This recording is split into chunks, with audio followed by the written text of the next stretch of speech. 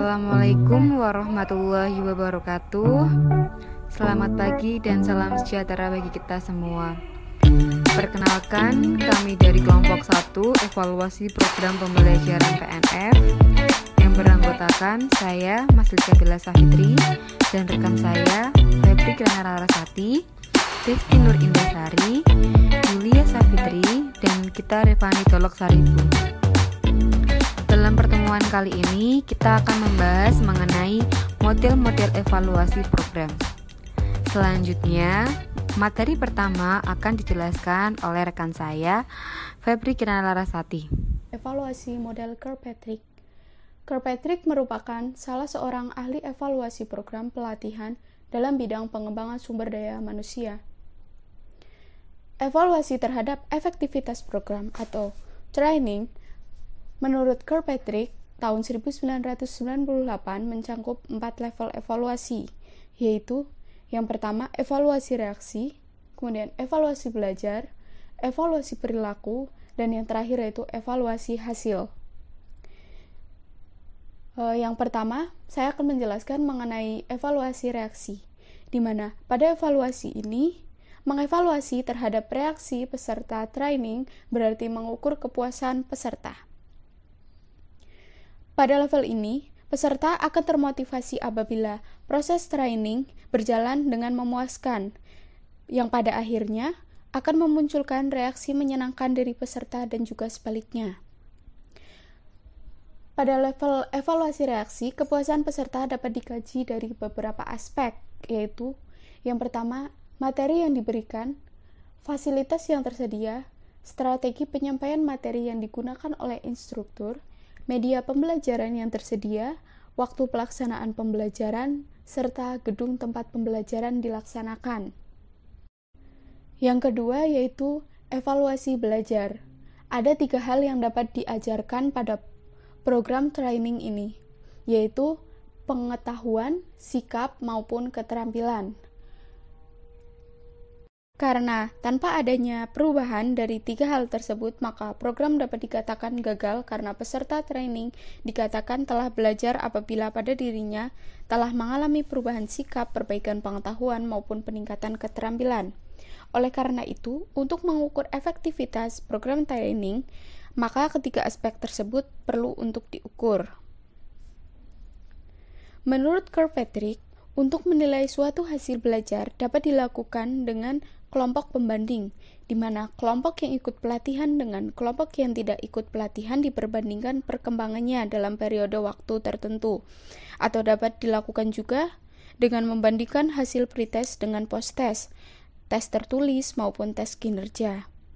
Yang ketiga yaitu evaluasi perilaku. Penilaian tingkah laku ini lebih bersifat eksternal, karena yang dinilai adalah perubahan perilaku setelah mengikuti kegiatan pembelajaran. Evaluasi ini juga disebut sebagai evaluasi terhadap outcomes dari kegiatan pelatihan. Kemudian, bagaimana evaluasi ini dapat dilakukan? Evaluasi ini dapat dilakukan dengan membandingkan perilaku sebelum dan sesudah mengikuti training, maupun dengan mengadakan survei atau interview dengan pelatih, atasan, maupun bawahan peserta training setelah mereka kembali ke tempat kerja. Terakhir yaitu evaluasi hasil.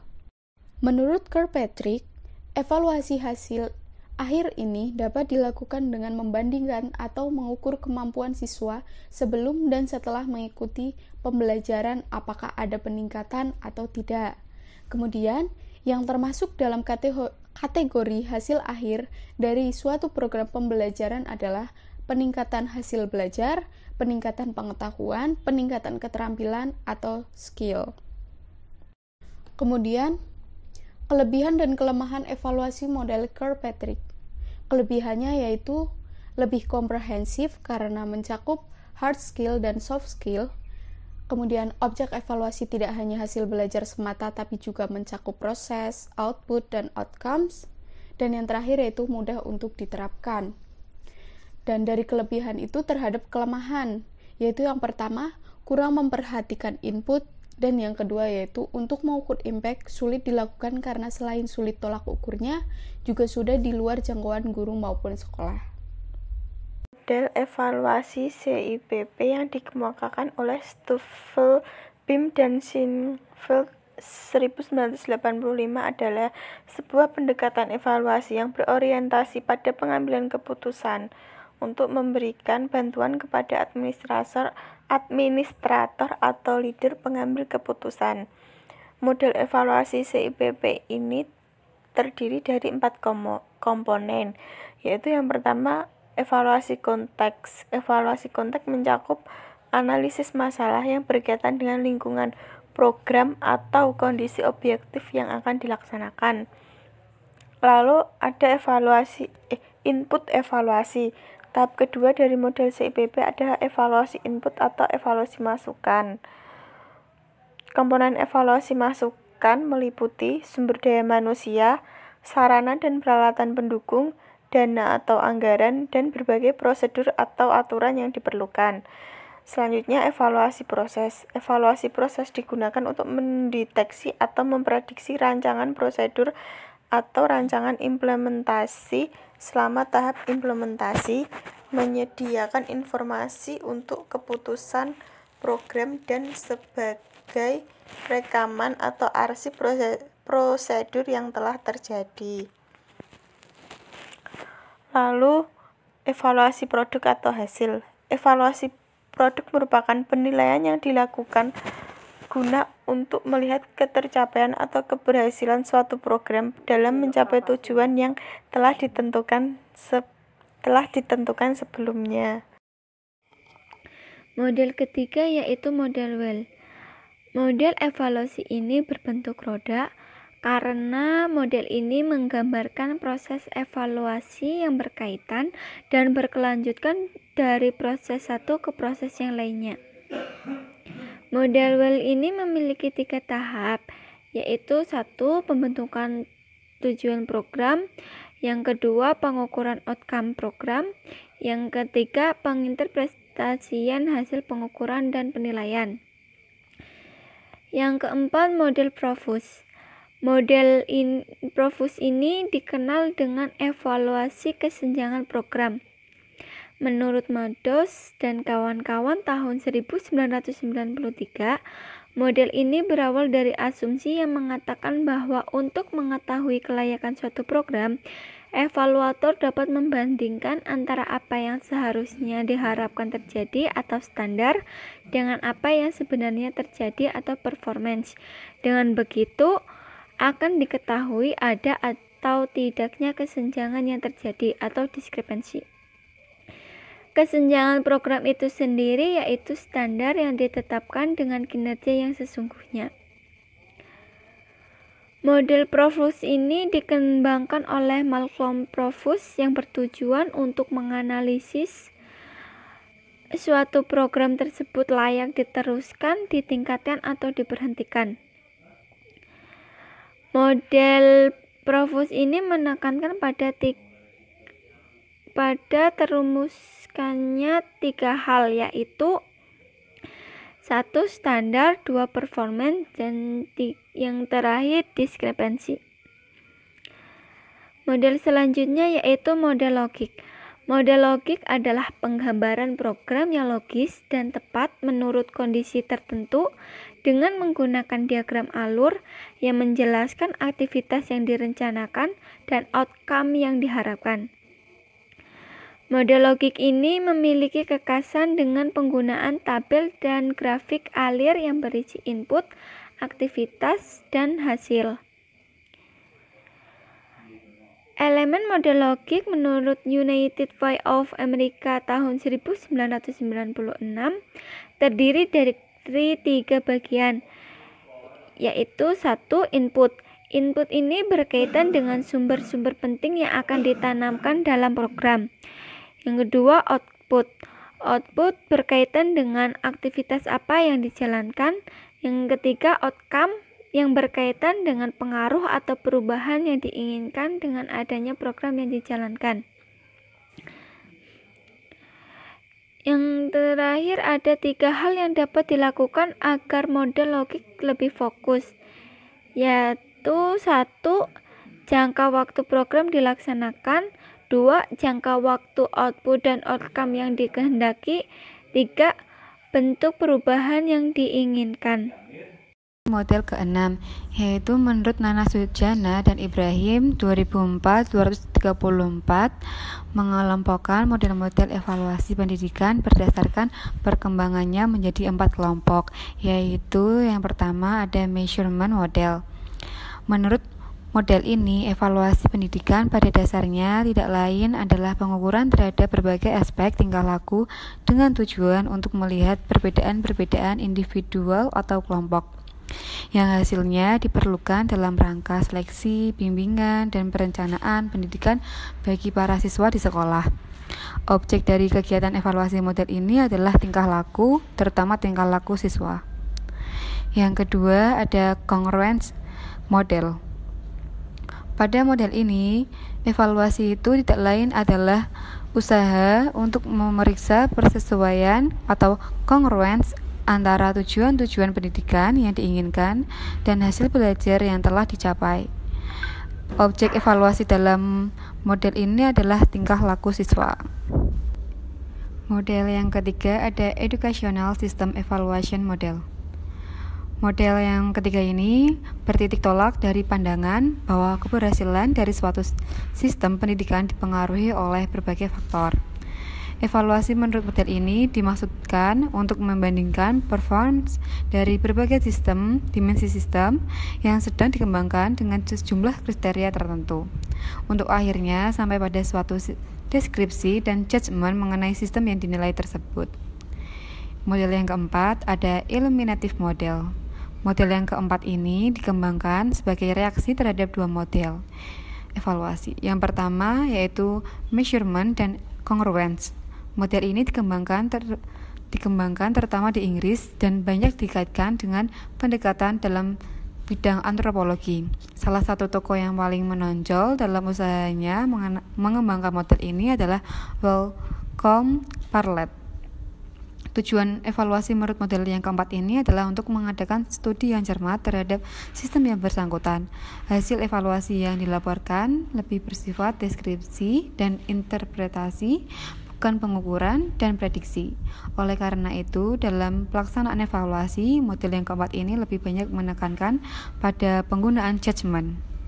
Model ini juga memandang fungsi evaluasi sebagai bahan atau input untuk kepentingan pengambilan keputusan dalam rangka penyesuaian dan penyempurnaan sistem yang sedang dikembangkan. Yang ketujuh, evaluasi model Brinkerhoff. Brinkerhoff mengemukakan 3 pendekatan evaluasi yang disusun berdasarkan penggabungan elemen yang sama. Yang pertama, Fixed versus Emergent Evaluation Design. Desain evaluasi yang baik ditentukan dan direncanakan secara sistematik sebelum implementasi dikerjakan. Desain dikembangkan berdasarkan tujuan program, disertai seperangkat pertanyaan yang akan dijawab dengan informasi yang akan diperoleh dari sumber-sumber tertentu. Rencana analisis dibuat sebelumnya yang pemakainya akan menerima informasi seperti yang telah ditentukan dalam tujuan. Desain ini dapat disesuaikan dengan kebutuhan yang mungkin berubah. Yang kedua, formative versus summative evaluation. Evaluasi formatif digunakan untuk memperoleh informasi yang dapat membantu memperbaiki program. Dilaksanakan pada saat implementasi program sedang berjalan. Fokus evaluasi berkisar pada kebutuhan yang telah dirumuskan oleh evaluator. Evaluasi sumatif dilaksanakan untuk menilai manfaat suatu program. Dari hasil evaluasi ini dapat ditentukan apakah suatu program tersebut akan diteruskan atau dihentikan. Pada evaluasi sumatif, difokuskan pada variabel yang dianggap paling penting bagi pembuat keputusan. Waktu pelaksanaan evaluasi sumatif terjadi pada akhir pelaksanaan program. Yang ketiga, experimental and quasi-experimental design versus unobtrusive inquiry. Beberapa evaluasi memakai metodologi penelitian klasik. Dalam hal ini, seperti subjek penelitian diajak, perlakuan diberikan, dan pengukuran dapat dilakukan. Tujuan dari penelitian untuk menilai manfaat suatu program yang dicobakan. Apabila siswa atau program dipilih secara acak, maka generalisasi dibuat pada populasi yang agak lebih luas. Dalam beberapa hal intervensi, tidak mungkin dilakukan atau tidak dikehendaki. Apabila proses sudah diperbaiki, evaluator harus melihat dokumen-dokumen seperti mempelajari nilai tes atau menganalisis penelitian yang dilakukan dan sebagainya. Strategi pengumpulan data terutama menggunakan instrumen formal seperti tes, survei, kuesioner, serta memakai metode penelitian yang terstandar. Yang kedelapan, evaluasi model Stake. Evaluasi ini dikembangkan oleh Robert A. Stake dari University of Illinois. Stake menekankan adanya dua dasar kegiatan dalam evaluasi, yaitu description and judgment, dan yang membedakan adanya 3 tahap, yaitu attention atau masukan, transaction atau proses, outcome atau hasil. Attention mengacu pada informasi dasar yang terkait, kondisi atau kejadian apa yang ada sebelumnya terjadi implementasi program. Menurut Stake, informasi pada tipe ini misalnya terkait dengan kegiatan belajar mengajar sebelumnya dan terkait dengan outcome. Seperti, apakah siswa telah makan pagi sebelum datang ke sekolah?